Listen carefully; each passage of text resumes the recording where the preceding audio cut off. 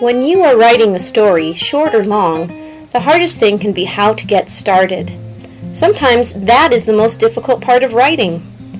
Start with an event. It may be a memory of something that happened in the past, or a scene right out your window. As the image comes into your mind, notice there is so much going on. You can't possibly write about every person, every action, and every detail of the place that this event is happening. What do you do now? The trick is to acknowledge that the best stories take a little piece from a big scene and start from there.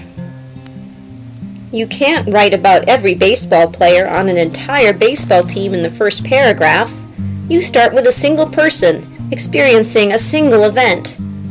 The writer Anne Lamott describes it as looking through a 1-inch by 1-inch frame and starting with what you can see through this tiny opening.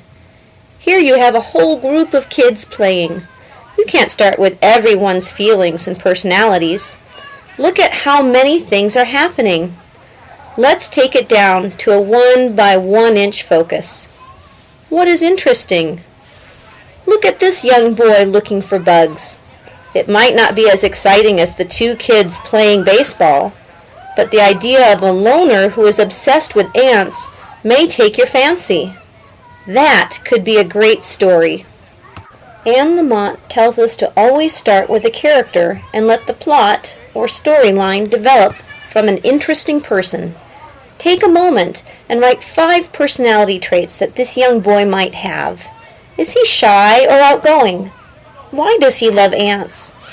Why would he rather find ants than play with the other kids? Now look at the setting. Either write realistically or let your imagination go wild. Is it hot, cold, windy? Summer, spring, a small town, a big town? Setting includes time of the event. Is it modern day or the past? Maybe it even takes place on an alien planet. There are no boundaries to where you can take your character and your story. Take a few minutes and write about the possible settings. Now give him a challenge. Is someone going to come and knock him over? Is his mom going to yell at him? Is an ant going to start talking to him? The problem can be big or small, realistic or fantastic. It all works.